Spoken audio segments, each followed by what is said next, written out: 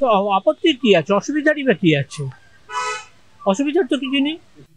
এটাই ঠিকই করেছে, ভুয়ো ভোটারগুলোকে স্ক্রুটিং করা যাবে। এটাই আমি বলবো খুব ভালো কাজ হয়েছে।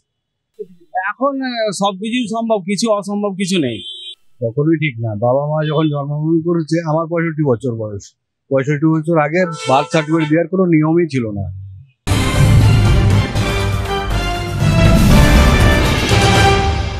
ভোটার তালিকা নিয়ে চলছে বিজেপি এবং তৃণমূলের মধ্যে তরজা।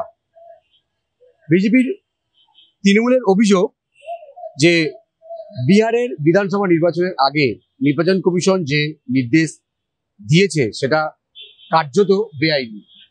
তৃণমূলের অভিযোগ যে ভোটারদের কাছে তার পিতা এবং মায়ের সংশয়পত্র চাওয়া হচ্ছে, যেটা কার্যত নির্বাচন কমিশনের মধ্যে দিয়ে বিজেপি ভোটার তালিকায় কোনো কারচুপি করতে চাইছে, অভিযোগ তৃণমূলের। যদিও এই অভিযোগটা সম্পূর্ণ অস্বীকার করছে বিজেপি। কিন্তু এই পরিস্থিতিতে ভোটার তালিকা নিয়ে কি সত্যি কোনো কারচুপি চলছে বা ভোটার তালিকায় কোনো গরমিল তৈরি করার চেষ্টা করছে বিজেপি? কি মনে করছে সাধারণ মানুষ? চলুন তাদের সাথে কথা বলি, জানার চেষ্টা করি তারা কি মনে করে। ঠিকই বলেছে। কেননা তাদের আউটসাইডার আসতেই পারে, বাংলাদেশে আসতেই পারে, এসে বলবে যে আমার ভোটার লিস্টে নাম তুলে দিন, হয়ে যাবে নাকি? পূর্বপুরুষদের নাম থাকলে পরে তবেই হবে। একদম একদম পয়সা দিলেই পরে হয়। না না না, এগুলো কি করে সম্ভব? তৃণমূল চুপচাপ বসে থাকবে নাকি? সেক্ষেত্রে নিশ্চয়ই বসে থাকবেন।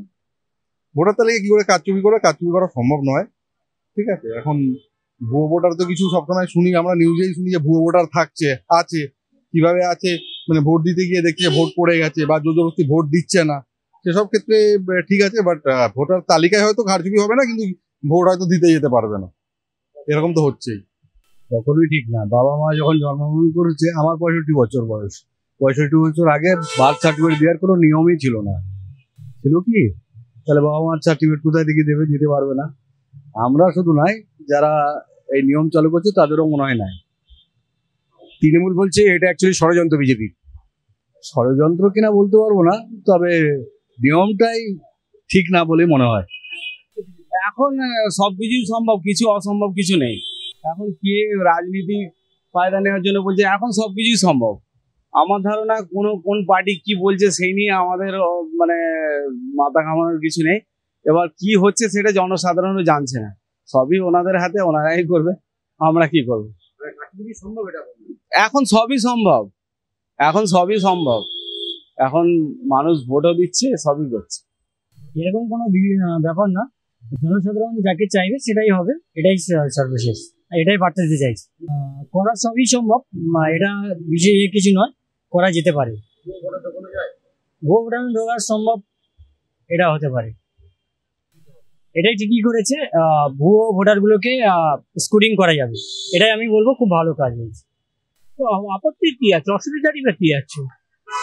অসুবিধার তো কিছু নেই। আমার তৃণমূল একরকম বলবে, বিজেপি একরকম বলবে, বামফ্রন্ট একরকম বলবে, যে যার মতামত জানাক না। আমি কি করে বলবো? একা আমার সিদ্ধান্তে তো কোনো সিদ্ধান্ত না, আমার জন্য ঠিকই আছে, অসুবিধা তো নেই। আমার প্রশংসাপত্র তো রয়েছে, আমার মা বাবার রয়েছে না? আমার সব ডকুমেন্টসে তো আমার মা বাবার নাম, আমার টোটাল হিস্ট্রি রয়েছে, এটা আপত্তির কি আছে?